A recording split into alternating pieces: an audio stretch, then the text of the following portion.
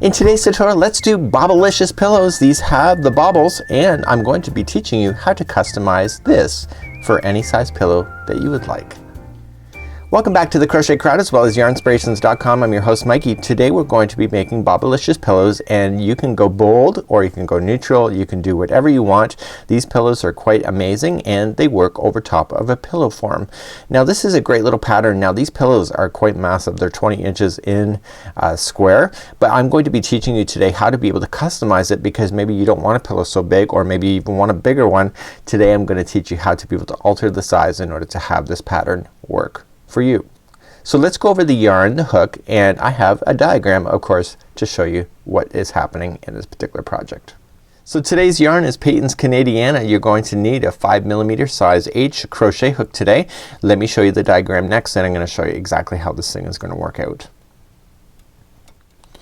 So here's a small example of the Bobble-licious pillow. So I did a smaller version just like so, and here is the diagram. Now this is obviously a smaller diagram because when you go to do this there's chaining of 68 in order to get that 20-inch wide square that you want if you're following exactly what you're reading.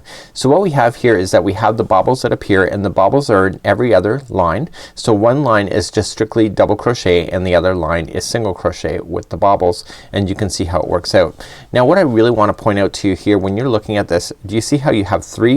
The next one that's kind of in the middle just like this, and the next one is 3 and then in the middle like so. So you kind of see that it's not just lining up on top of each other. It kind of shifts over and then back and then shifts over and back.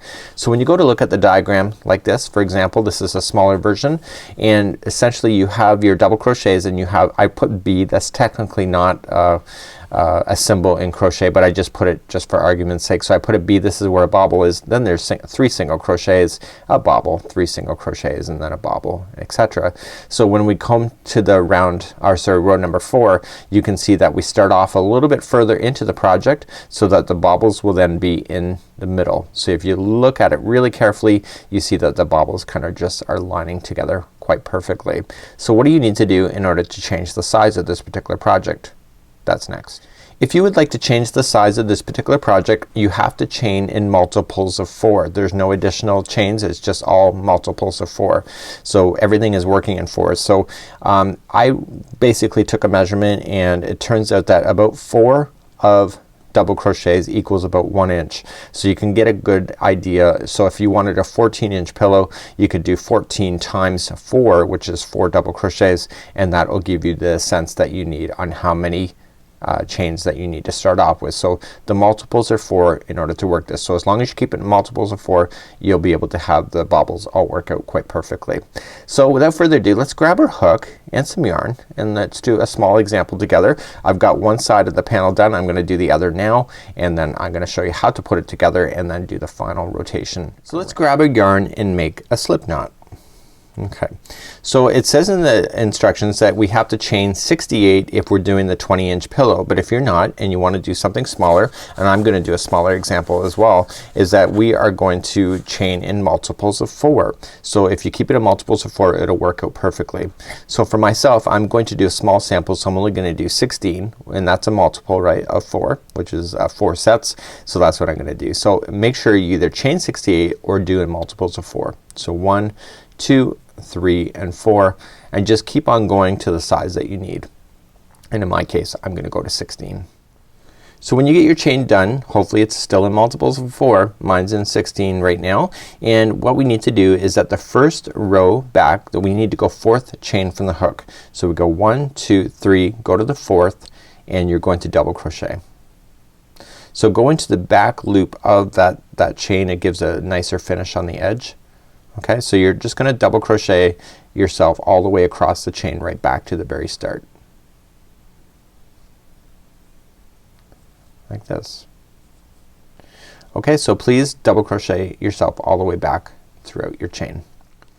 So I've now double crocheted myself all the way back, and I want to take a count on how many posts there are, including that first chaining of 3 right where my fingers are moving right over here.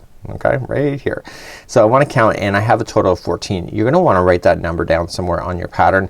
You are most likely, especially if you're in the learning phase, you might drop a stitch. I did it during the prototype sample by accident and didn't realize I did it until I got near the top, and I noticed I was getting more of a wedge look, and I realized I had dropped a stitch somewhere. So if you write down that number at any point, you could double check when you're doing your double crochets across to make sure that you are not dropping any stitches.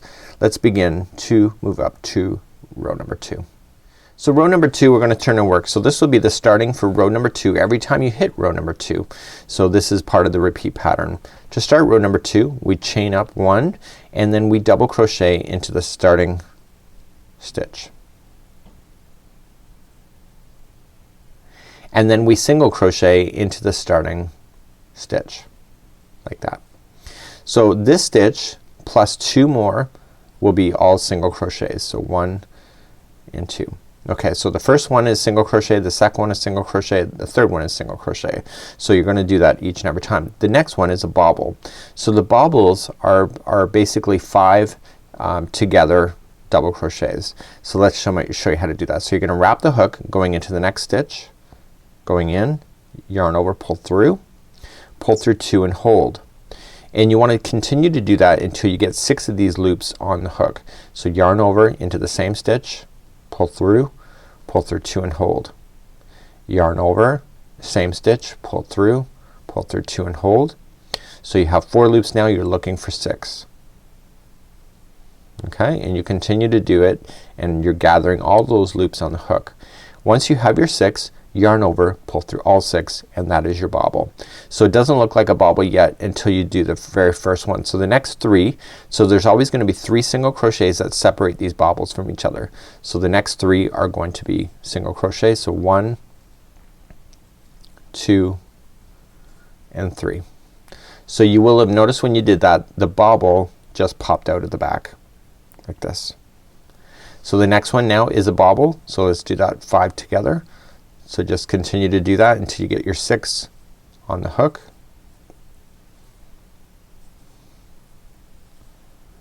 Okay, it's just a matter of time spending on this. Is really no brainer. You have your 6, yarn over, pull through all 6, and then you single crochet the next 3.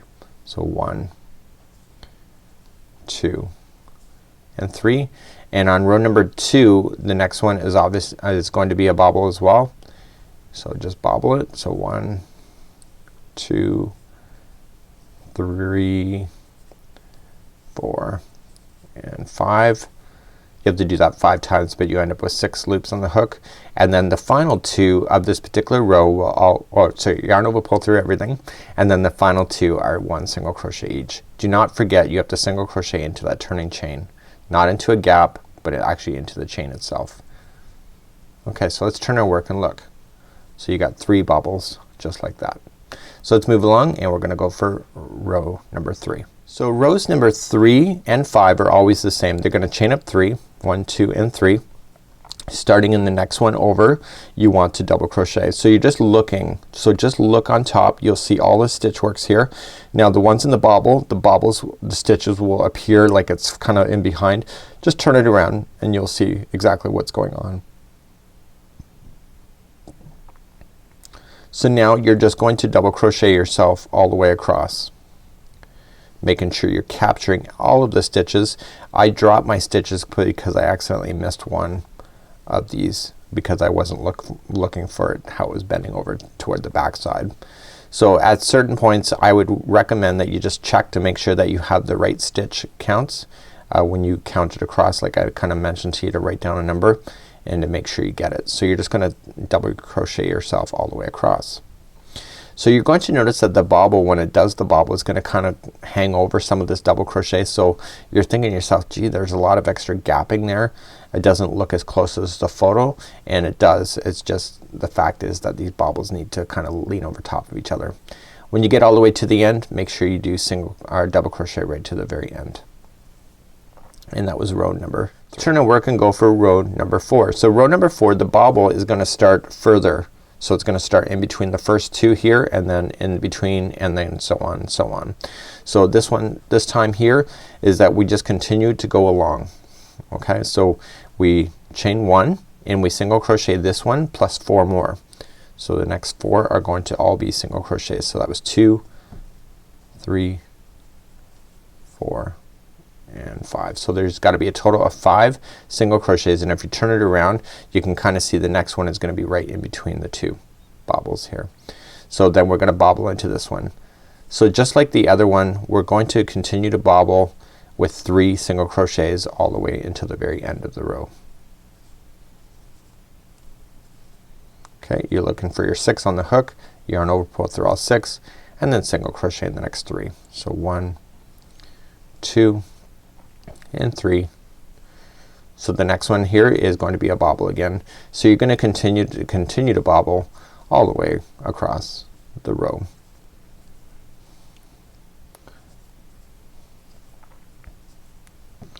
Okay, so my small example, I am already near to the other side, and so in the final, in this row number 4, there's going to be 4 stitches left, and if you look at it here you got 1, 2, 3 and 4. So you're just gonna single crochet into the final 4 stitches that are available to you. So regardless on how big your sample was, that'll happen to you as long as you kept it in multiples of 4 when you started. So we're gonna start up row number 5, which is the final of the repeat pattern, and when you turn it around you can see that the bobbles are directly in the middle of the other 2, or the other ones that are already there.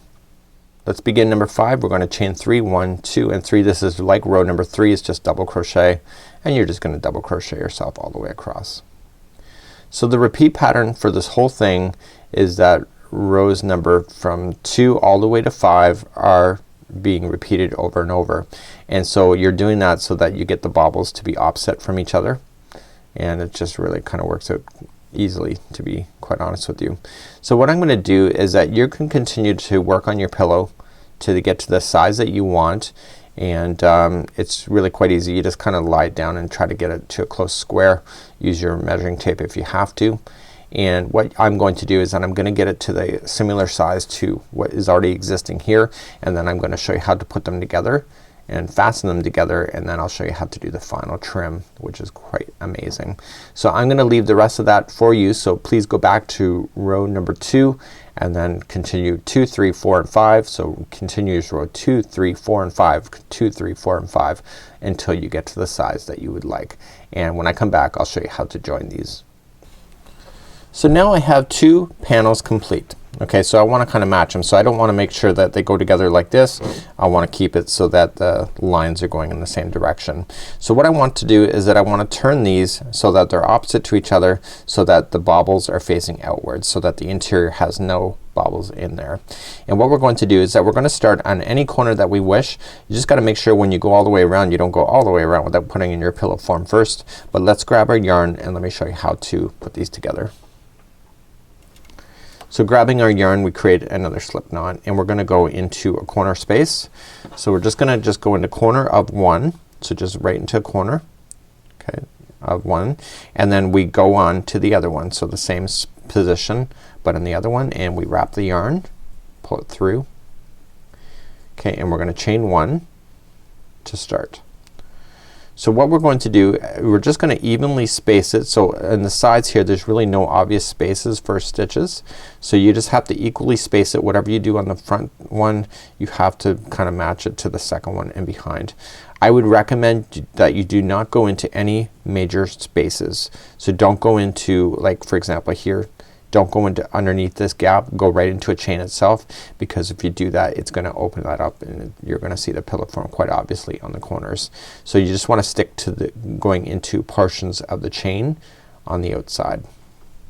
So on here you're just gonna equally space them all the way across. If you are providing it and going too quickly you're going to see that it's not really joining together too well, but if you take your time, put in many of them but not over cram it, you're gonna have a lot better look. So just have to do whatever you're doing on the front, you do it on the back side as well. So on the corners you're going to put in 3 single crochets as you turn the corner. So no matter what you do you just have to do that. So I want you to go all the way around, well not really all the way around, I want you to go and do 3 sides. So do this side, and this side. Leave one side open because then we have to put our little pillow inside of that. So please just equally space single crochets all the way around through the 3 sides, and then on the corners itself put in 3 single crochets. And I might as well just show you that I'm almost there anyway. So I'm just coming up close to the edge. So I'm on the edge now, so just going in one side and onto the other and just put in 3. So 1, 2 and 3. Now the advantage to this is that this side here has actual stitch work, so you can just go into the stitch work on this side, so you do get a little bit of a break as you go all the way around. So just go in there. So please complete at least 3 sides and then meet me back here, and then I'll show you what to do next. So now I have 3 sides complete. Look how it nicely does a finish off, and you can see it on both sides. And so now we have the final one here. So you're gonna want to slide in your pillow, just slide it right in, and then you're just going to use it. So I did it intentionally so that the final side had the stitches. So I went down the the hard sides first and on both sides so that I could do a nice finish then when the pillow is in. Make sure you did your 3 single crochets in the corner, and then with your pillow inside you're just going to single crochet yourself shut. But we're not done. We have one more round to do. The final round is the nice round. It gives it like a cording look when you see it on the sofas in the actual model's photo, that you can see that it has a really nice cording ridge, and that's because we're going to do reverse single crochet in this particular round, or in this particular border as well. And you can change the color of the cording if you wish. I don't really recommend it, but again, this is your creativity. So you're gonna just go all the way across. Now we started off with just 1 single crochet when we started, so we have to make sure that in the final corner we want to make sure we get the other 2 in there. So here's the final corner, so I want to just add 2 more double crochets into that same spot, and then I want to join it to the beginning single crochet that we started with, like this. So now we're going to do reverse single crochet.